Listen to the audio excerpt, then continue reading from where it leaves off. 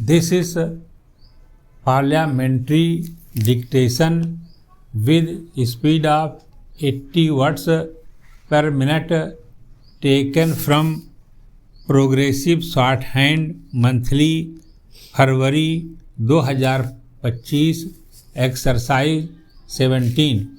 Please like, share and subscribe. Ready? Unfortunately, the proper development of affiliated colleges has not received the attention it deserves.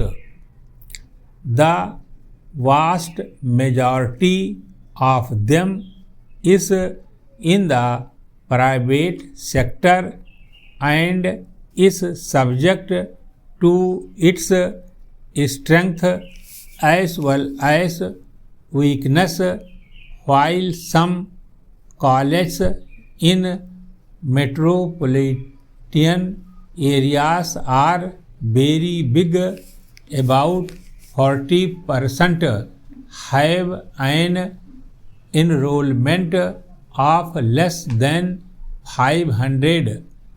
As higher education is spreading to rural areas, the proportion of such institutions is tending to grow. As in size, they also show a very wide range in quality. Many of these institutions have low standards due to poor facilities and mediocre staff, while some are outstanding institutions which can compare favorably with university departments. Their finances are often unsatisfactory, especially because the grants in aid system are generally out of date and often badly administered. The university is responsible for their academic standards, while the state government are responsible for their grants in aid. The dichotomy also adds to their difficulties, especially because the close collaboration needed between the two is sometimes absent.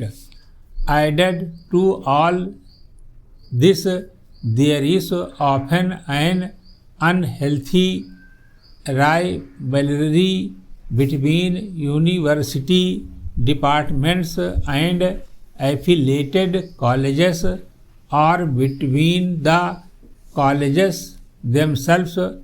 I am of the view that in the larger interests of improving standards in higher education, it is necessary to concentrate for the next 5 to 10 years on improving the quality of affiliated colleges.